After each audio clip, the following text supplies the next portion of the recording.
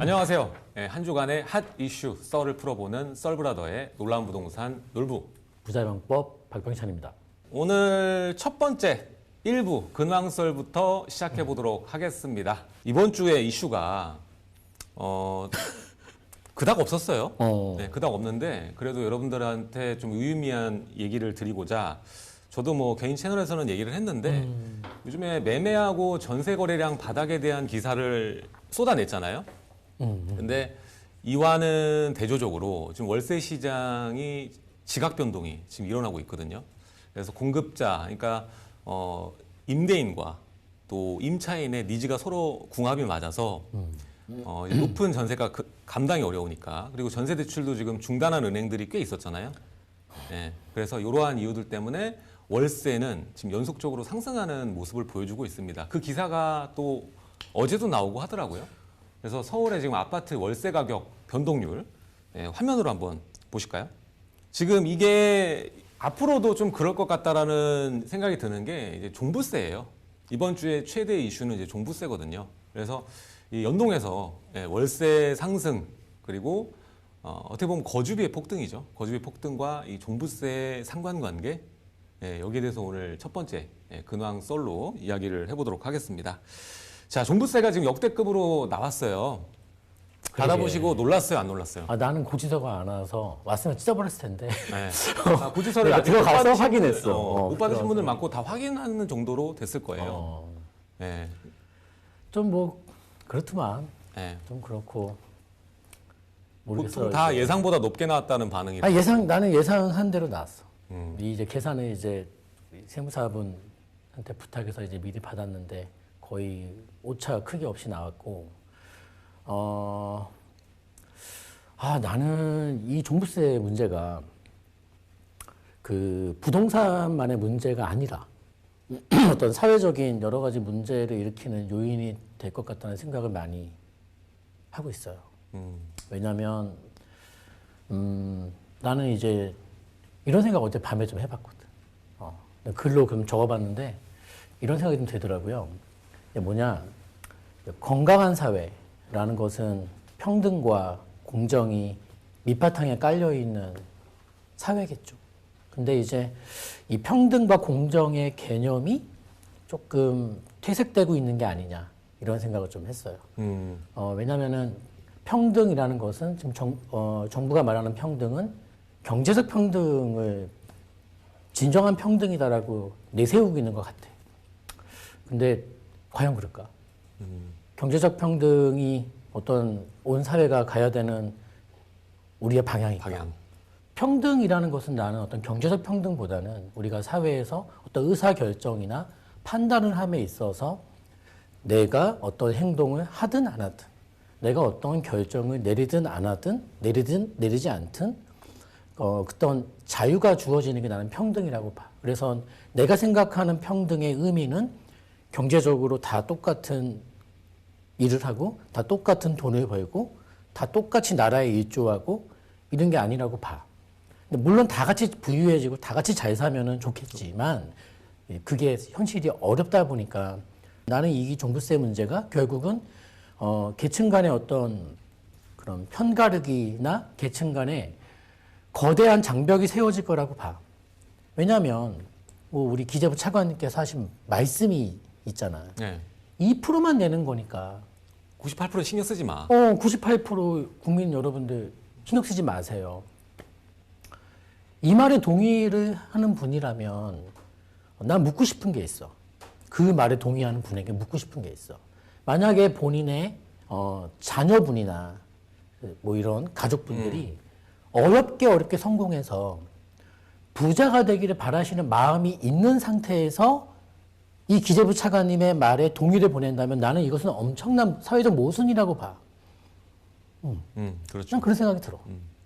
그래서 나는 다른 게 아니라 자유를 돌려달라는 것이고, 네. 그 자유에 기반해서 집을 사든 안 사든 다 자유 의지에 의해서 결정을 한 것이라고 나는 보기 때문에 집을 안 사신 분들을 위로해주는 차원, 그리고 집을 사서 돈이 많다는 이유로 이제 뺏어가는 차원, 이거는 굉장히 좀 아쉬운 부동산을 넘어서는 사회적인 여러 가지 문제와 갈등과 계층 간의 어떤 부유통과 장벽이 만들어질 거라고 봐.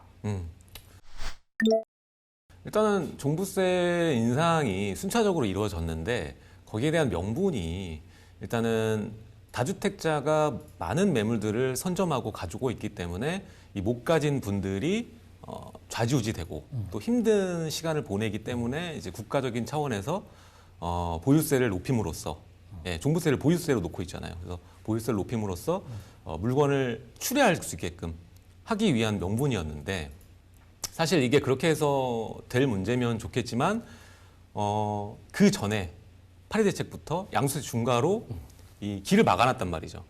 나갈 수 있는 구멍을 막아놓고 보유세를 올리니까 사실 방법이 없어요. 하나밖에는. 결국에는 작년에도 그랬어요. 제가 아는 분들도 그랬지만 결국에는 이 본인 소득이 별로 안 되고 주택은 운이 좋게 2014년, 15년에 뭐 여러 채를 가지고 있음으로써 자산을 성장하는 데는 큰 도움을 받았는데 이제 마지막에 출구를 막아놓고 종부세를 때리니 방법은 하나밖에 없어요. 어떻게든 종부세는 내야 되잖아요. 소송을 하든 뭘 하든. 결국에는 임대 가격을 올리는 방법밖에 없는 거예요. 전세가를 올려서 내더라고요. 세금의 전가. 그렇죠. 그래서 결국에는 이 문제가 종부세 문제가 순차적으로 처음에는 잘 됐다 더 올려야 돼라고 생각하는 분들 되게 많을 거예요. 댓글로도 많을 봤지만 많어. 지금 이거 부족하다. 10배는 내야 되고 집값의 10%는 내야 된다. 뭐 이런 식으로 얘기가 나오고 잘 됐다 투기꾼들 뭐 이런 글들이 굉장히 많아요. 근데 결국에는 내년 되면 이분들은 아시게 될 거라고 저는 봐요. 그리고 특히 내년 8월이면 임대 입법의 그 갱신 끝나는 부분이거든요. 첫 번째 계약분이. 이 갱신 청구권이 사라진 세입자. 그렇죠. 그때가 되면 더 뼈저리게 느끼지 않을까. 그래서 올 하반기, 그러니까 내년 하반기죠. 22년 하반기 8월 이후가 되면 이 종부세 폭풍을 감당하는 사람은 결국에는 그때 임대 들어와야 되는 분들이 되지 않을까. 그런 생각을 해봅니다. 그리고 이번에 데이터 보니까 저 깜짝 놀란 게 원래 이제 기사로 추정치를 보잖아요. 저희가 뭐 신이 아니니까 어떻게 맞출 수가 없으니까.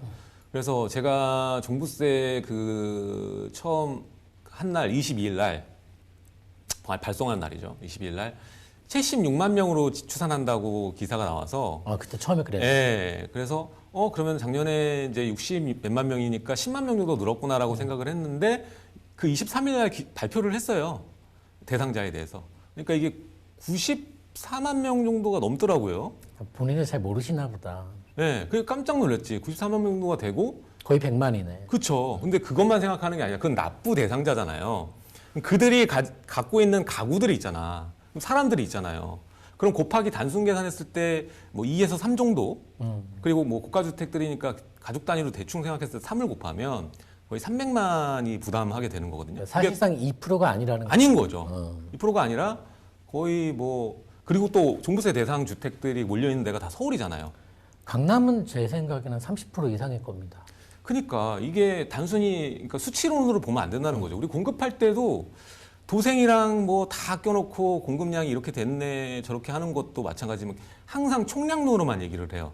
각 지에 부동산이라는 것은 움직일 수 없기 때문에 각 지역마다의 특색이 있고 어느 지역은 공급이 많고 어느 지역은 공급이 없고 따로 봐야 되는데 이거를 싸잡아가지고 보니까 부족하지 않다 하다가 나중에 풀이야 된 거잖아요.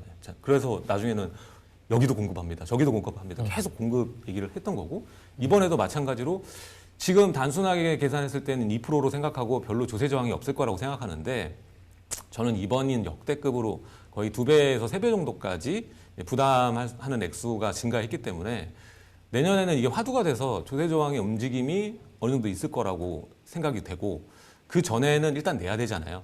그 내야 되는 부분은 공급도 마침 없고 그렇죠? 특히 22년이면은 이제 입주 물량 자체가 2만 호 정도밖에 되지 않습니다. 그리고 올해가 3만 호 정도 됐었는데 2만 호 정도로 내려앉고 또 그게 다 신규 입주 물량이 아니잖아요. 본인이 사는 사람도 있잖아요. 거주하는 조합원들 있기 때문에 시중에 풀릴 수 있는 임차 물량은 굉장히 극소수일 거다. 그러면 부르는 게 값이 되는 거죠. 종부세 내야 되니까 난 이만큼 올려야겠어 하면 올리게 되는 거고. 그리고 또 장기적으로 보시는 분들은 월세로 바꿔야겠다 생각해서 이제 전세 물량은 더 줄어들고 월세나 반전세 물량은 더 늘어나고 뭐 이런 상황이 안 봐도 비디오처럼 펼쳐지지 않나 이런 생각이 듭니다. 지금 뭐 보유하시고 있는 물건이나 이런 것들을 생각했을 때 저도 지금 월세 세팅 생각 많이 하고 있거든요. 그래서 일부러 수익형 매물 자산도 좀 그쪽으로 관심을 두는 편이고, 그래서 뭐 병찬 형님은 나는 뭐 그 종부세 많이 나온 걸 알면서도 이번에 이제 세입자 조금 이제 네. 그 규모 있는 그 세입자분이랑은 그냥 딱 5% 이내로 최근에 이제 재계약을 했고, 뭐 내가 어렵다 그래가지고 막 그 세입자를 다이다 볶을 생각은 없어. 근데 기본적으로 이 집주인분들이 어떤 지금 행동을 취할 거라는 것은 대충 그림이 그려지는 거지. 왜냐면은 지금 이제 종부세를 많이 부담하게 되는 소유자분들 중에서 소득이 뒷받침되지 않고 그쵸. 재산만 갖고 계신 분들의 입장에서는 거의 생존의 위협을 느낄 정도의 상황이라고 나는 보여지기 때문에 이것을 그냥 본인께서 알아서 그냥 감당하셔라. 내가 안고 가야지. 이렇게 생각할 집주인분이 몇이나 될까 이런 생각이 좀 들고, 아까 말한 것처럼 이제 세금의 어떤 예를 들면 이제 전가 현상들이 결국은 지금 이 정책의 지지를 보내고 계신 우리 많은 분들에게 부메랑처럼 돌아가게 될 것이다. 이 말씀 드리고 싶은 거고, 나는 종부세에 대해서도 이런 생각해요. 물론 그 다른 우리 선진국, 그러니까 우리나라보다 훨씬 더 제도나 사회 시스템이 발달되어 있는 이 경제가 성장되어 있는 선진국 사례, 우리 뭐 정부에서도 많이 얘기하잖아. 근데 주택을 소유하거나 이용하는 부분에 있어서 이제 그 자체만으로 세금을 징수하는 선진국은 당연히 많이 있지. 근데 기본적으로 재산이 많아? 그럼 뺏어야지. 이런 게 아니라 어떤 도시 어떤 인프라 확충 차원에서 그런 일조. 그러니까 뭔가 도시가 유지되는 과정에서의 심지어 소유자가 아니라 세입자 등 이용자가 내는 세금도 되게 많아. 정말 많아. 당신이 이 도시의 인프라 이용하고 있지 않냐. 이런 식으로 이제 하는 건데, 우리나라의 종부세의 문제는 뭐냐면은 다른 거 다 차치하고 많아? 이거 완장 하나 뜯어. 단추 하나 줘봐. 시작되는 거야. 이제 판 하나 뜯고. 그러니까 이제 나는 이게 굉장히 잘못됐다 보는 것이고, 그리고 사실적으로 아예 뭐 집값 많이 올랐는데 내면 되는 거 아니냐 얘기하시는데, 여러분 양도세가 82.5%예요. 최고 세율이. 남는 게 없어요. 그리고 보유함에 있어서 어떤 사실상 어떤 큰 수익이 생긴 게 없어. 근데 거기에 대해서 엄청난 이제 세금을 이제 가져간다라는 것이지. 그래서 이 임기 초반에 5천억의 종부세가 5조가 넘어 10배가 넘게 올랐다 보니까 이게 과연 상식적인 일인 것이냐. 이게 지금 정부가 말하는 평등과 공정인 것이냐. 난 이렇게 되묻고 싶은 것이지. 맞아. 이제. 형 말이 정말 이해가는 게, 아까 세금 얘기했잖아요. 세금을 걷는 이유. 근데 세금을 걷는 명분 자체가 잘못된 거죠. 세금을 거두려면 세금을 내는 대상자가 이해할 수 있는 이유를 대면서 걷어야 그게 명분이 되는 건데, 사회 전체적인 책임으로 돌리고 사회가 건강하게 만들려면은 고가주택 가진 사람은 세금 내야 돼. 이게 말이 안 된다는 거고, 그거잖아요. 형님 세회사를 얘기했지만 그 지역 기반의 세금을 걷어서 그 지역을 좋게 만드는 데 쓰는 게 정상인데 지금 이거는 다른 명분이라는 거죠. 계층으로 이동이 되는 것이. 여기다 걷어서 사실 얼마나 잘 이동될지 모르겠어 나는. 그러니까요. 종부세가 전가되면서 이제 고가주택, 종부세가 많이 있는 곳들부터 해서 임대료가 많이 오를 거예요. 그게 이제 전체적으로 굉장히 빠른 속도로 확산되어 나갈 것이고, 그리고 제일 안타까운 것은 전세 세입자의 월세화. 이게 거의 보편적인 이제 사회 현상으로 가게 될 것이다. 근데 우리가 한 푼이라도 아끼려고 월세를 피해서 전세를 거주해 왔는데, 그것을 결과적으로 집주인이 월세 주세요라고 통보하는 것처럼 보이지만, 그 전 단계를 본다면은 이건 누구에서 시작하는 것인가를 나는 한번 생각해 보면서 계층 간의 어떤 장벽이나 부위통이 생기지 않기를 바라는 것 뿐입니다. 이제. 편가르기가 좀 안 됐으면 좋겠다라는 생각인 거고, 결국에는 종부세 이슈를 하자면, 이 아까 형이 얘기했을 때 이게 전제가 있어요. 공급이 없는 지금 상황에서 이런 상황이 벌어진다는 겁니다. 공급이 많으면 뭐 올린다고 해서 가격 받아주나? 그건 아니니까. 그럼요. 근데 공급이 워낙 없는 상황이고 앞으로도 없을 예정이니까 3기 신도시가 들어서려면 솔직히 안정화까지 보자면은 뭐 2030년 얘기하시는 분들도 있어요. 그렇기 때문에, 그리고 또 거기 3기 신도시가 서울하고 좀 더 2기 신도시보다 가까운 쪽에 좀 생기긴 하지만, 그래도 이게 또 순차적으로 입주를 할 것이고, 서울에 줄 수 있는 영향은 수도권보다는 더 약할 거기 때문에 당장의 이 종부세 폭등은 결국에는 내년에 그리고 바로 내후년에는 현실로 다가온다. 예, 그렇게 얘기를 드리고 싶고 또 문제점이 또 하나 있어요. 내년 집값이 지금 한 푼도 안 올라도 내년 종부세는 더 오른다는 거. 예. 그래서 한 푼도 안 오를 수 없다라는 겁니다. 예. 그러니까 이게 집값이 한 푼도 안 올라도 오르는데 가만히 냅두겠냐고. 예, 그런 생각이 좀 드는 거예요. 네, 그래서 저는 이제 종부세 소유자 내신 납부자분들 중에 네. 만약에 내년도 집값 안 오르는데 나는 종부세 더 많이 낸다고? 라고 억울하잖아요. 한 말씀 드린다면 그런 일 없습니다. 세금을 두드리기 시작하면은 이것은 거의 다 그렇게 갈 수밖에 없는 상황인 거예요. 그래서 아마 빠르면 내년도 하반기, 늦으면 내후년도에는 이게 지금 무슨 말인지 알게 되실 거예요. 이 정책에 지지를 하든 하지 않든. 1부는 종부세 이슈는 여기서 마무리를 하고 네네. 두 번째 이슈를 얘기를 해볼게요. 아까도 앞서서 얘기를 했지만 금리에 대한 얘기, 예, 금리에 대한 얘기가 좀 연결될 수 있는 부분이거든요. 그래서 2부 근황설은 금리 인상에 대해서 어떠한 영향을 줄까, 시장에 어떤 충격을 줄 수 있을지 한번 같이 얘기를 해보도록 하겠습니다. 자, 기준금리가 이제 0.75에서 1로 올라갔어요. 그리고 시장금리는 지금 5%, 예, 최상단 금리가 5%고 지금 이제 금리 6% 시대 오나 이런 기사들이 지금 쏟아지고 있습니다. 저도 뭐 가지고 있는 상품 중에 5%짜리 금리는 아직 없어서 신규로 대출 받으시는 분들 같은 경우에는 최상단 금리로 받으시는 분들이 계실 텐데 여기에 대해서 금리가 이제 0.25% 이제 기준금리가 올라가면 과연 어떠한 시장 영향을 줄까? 나는 일단은 네. 별 영향은 없다고 봐요. 아직까지는. 근데 나는 뭐 짚고 싶냐면은 금리를 왜 올릴까에 대해서 나는 짚어보고 싶은 거죠. 뭐냐, 내가 좀 이상한가 봐. 왜요? 좀 삐딱한가 봐. 나는 이렇게 보이는 거지. 이제 금리는 지금 현재 한국 사회에서의 금리는 가계부채 때문에 올린다. 나는 아니라고 봐. 그 내면을 들여다보면 딱 하나야. 부동산. 그리고 이 금리를 계속 못 올린다는 거 알고 있어요. 근데 이제 올리는 이유는 부동산, 그리고 언제까지? 내년 3월, 5월까지만 막자. 그때까지만 틀어막자. 나는 이 부동산 정치의 일환으로 이번에 금리 인상에 대한 압박이나 들어갔다 보는 것이고, 또 하나는 우리나라가 이제 금리를 그래도 일단은 미국이 지금 가만히 있는 상태에서 먼저 선제 대응을 이렇게 계속적으로 하는 이유는 표면적으로 등장하는 그 통계적인 경기 현황이 좋다라는 것이지.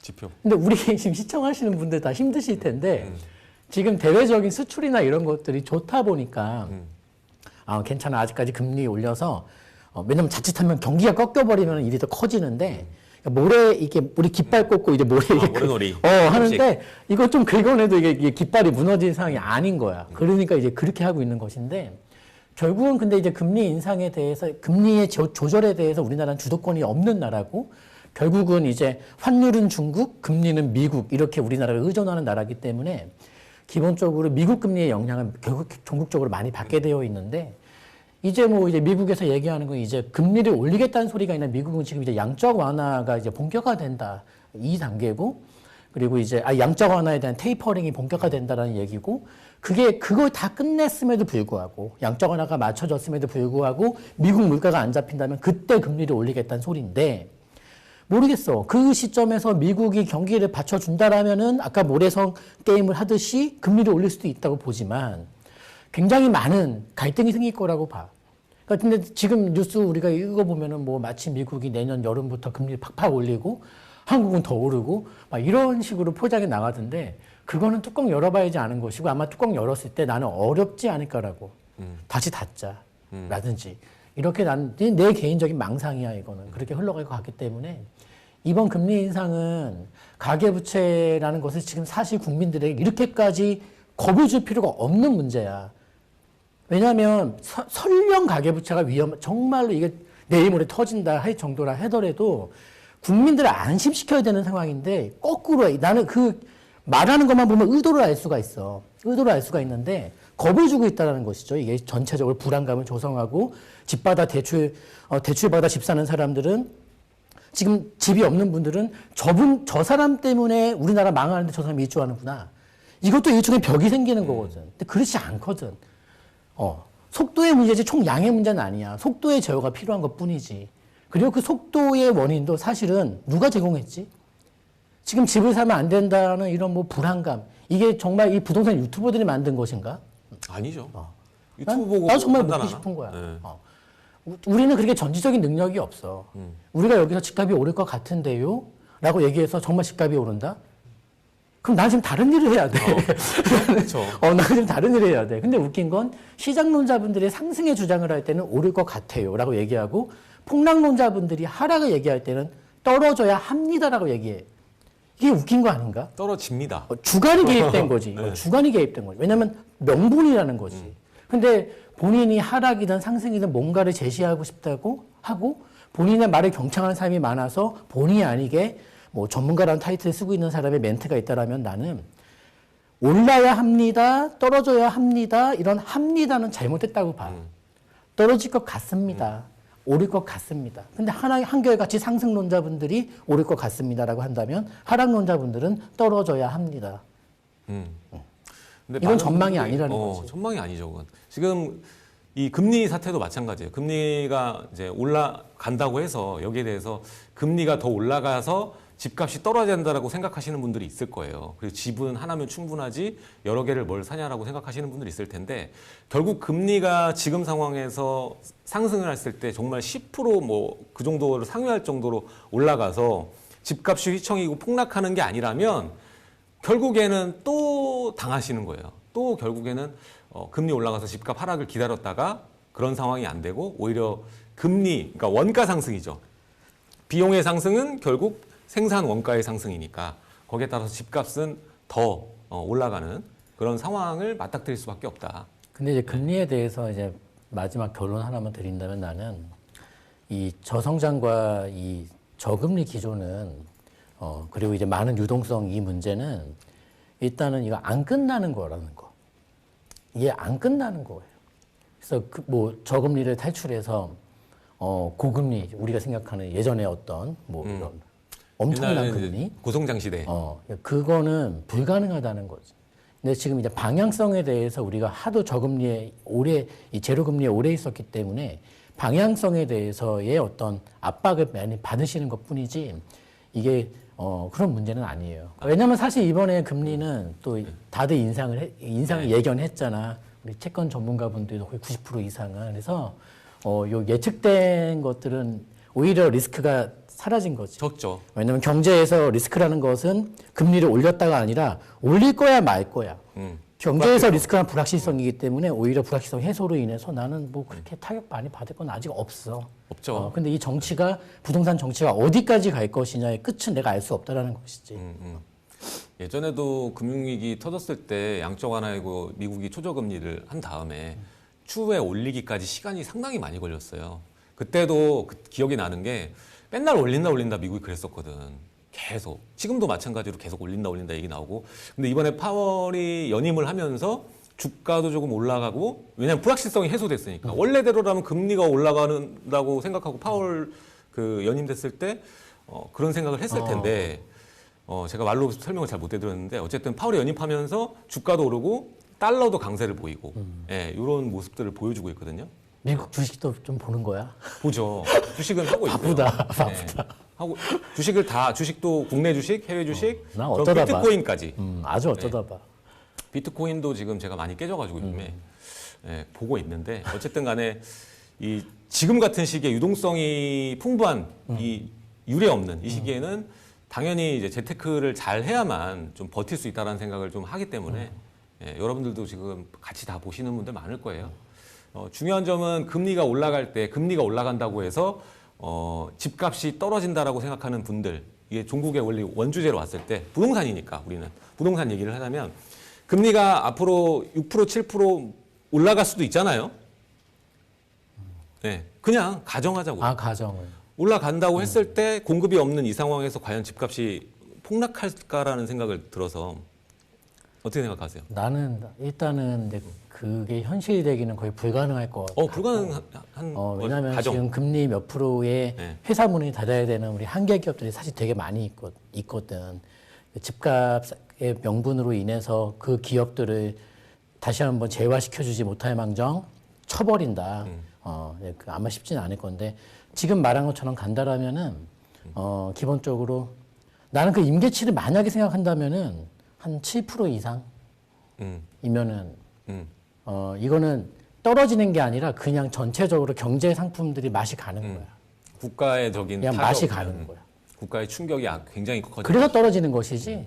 그게 집값 상승을 위한 임계점의 금리다 이렇게 생각하지 않고. 그렇죠. 부동산만 떨어뜨리는 게 아니라 다 죽는 거니까 다 죽는 내려가는 거지 이제. 네, 저도 생각할 때는 전 시간에도 얘기 드렸잖아요.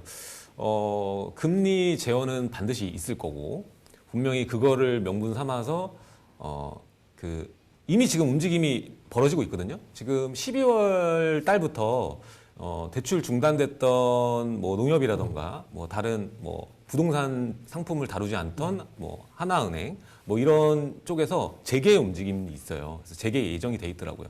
이 은행들이 다시 대출들을 다 다루기 시작하면 지금 가장 문제가 중간에 그 차이가 크다는 거잖아요. 시장금리와 기준금리의 차이가 크다는 것인데 기준금리는 0.25가 올라갔지만 결국에 시장금리는 우대금리 적용폭이 다시 증가하면서 서로 경쟁해야 되니까 올라가면서 은행 대출에 나서는 은행들이 늘어나가면서 다시 정상 궤도로 정상 궤도라고 해도 뭐 이전처럼 뭐 3% 초반 이것까지는 어렵겠지만 그래도 어느 정도 수준까지는 다시 내려오지 않을까라는 생각이 개인적으로 듭니다.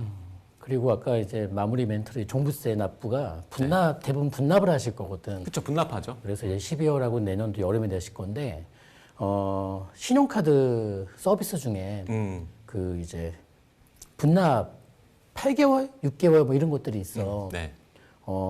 그런 것도 한번 알아보시면 좀 부담을 많이 줄이실 수 네. 있을 것이고 아마 다들 내년도 이제 분납하게 되면 내년 여름인데 그때가 전세 세입자와 가장 많은 혈투가 이루어지는 시기가 될 것이다. 네. 그렇게 내다보고 있습니다. 맞아요. 이 보유세도 재산세도 마찬가지고 카드로 납부하시게 되면 포인트도 받고 하거든요. 뭐 1포인트나 이런 것도 받을 수가 있으니까 그런 거 잘 알아보시고 다 카드사마다 달라요. 그래서 근데 국세도 포인트 주나? 글쎄요. 일단은 서울시 거기서 그 기본적으로 그런가? 이 세금 낼 때 주는 포인트도 있어요. 아, 그렇구나. 네, 그래서 카드를 잘 찾아보시고 하시면은 뭐 아까 말했던 난 한 번에 낼 거야. 할부갱. 난 한 번에 내게 머리 아파. 아니, 내고 잊어먹을게. 그냥 네. 잊어먹게. 그렇게 하시는 분도 계실 거고 어쨌든 알아보시면 좋을 것 같습니다.